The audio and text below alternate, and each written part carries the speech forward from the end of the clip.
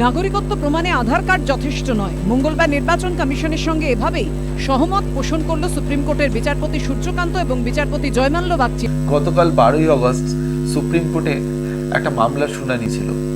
এই মামলাটা ছিল এসআইআর নিয়ে, যেখানে বলা হয়েছিল আমাদের যে আধার কার্ড আমরা ব্যবহার করি সেই আধার কার্ড কেন অ্যাকসেপ্ট করা হবে না এসআইআর এর জন্য। তো সুপ্রিম কোর্টে এই বিষয়ে অনেক পর্যালোচনা হয়, আর তারপর সুপ্রিম কোর্ট পরিষ্কার জানিয়ে দেয় ফাইনাল ভার্ডিক্টে কি এসআইআর নিয়ে যে 11টা ডকুমেন্টস আপনার স্ক্রিনের উপর আপনি দেখতে পারবেন, এই 11টা ডকুমেন্টস আমি শেয়ার করে দিচ্ছি।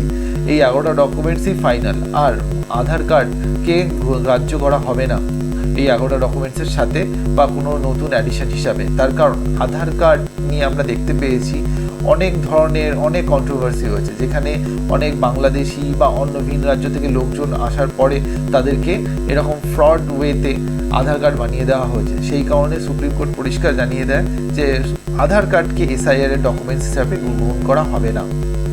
আধার কার্ডকে এসআইআর এর মধ্যে ইনক্লুড করা হলো না, তার আরেকটা কারণ হচ্ছে, আপনাকে আমি স্ক্রিনের ওপর দেখিয়ে দিচ্ছি। এই যে দেখুন, আধার কার্ডের মধ্যেই এটা লেখা থাকে যে আধার কার্ডটাকে কিন্তু কোনো সিটিজেনশিপের জন্য অ্যাকসেপ্টেড কোনো ডকুমেন্টস হিসাবে গ্রাহ্য করা হচ্ছে না। তো সেটাও আরেকটা মেন রিজন থাকে যার কারণে এই আধার কার্ডকে এসআইআর এর মধ্যে ইনক্লুড করা হয়নি।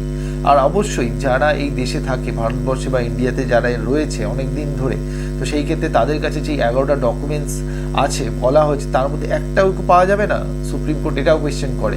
তো অবশ্যই যাদের নাম কাটা পড়বে এসআইআর থ্রুতে, তো সেই ক্ষেত্রে তাদের কাছে একটা অপরচুনিটি থাকবে, তাদেরকে সময়সীমা দেওয়া হবে তাদের প্রপার ডকুমেন্টস, এই 11টা যে ডকুমেন্টস আপনার স্ক্রিনের উপর দেখছেন, এই 11টা ডকুমেন্টসের যে কোনো একটি ডকুমেন্টস নিয়ে তারা অবশ্যই যোগাযোগ করতে পারেন।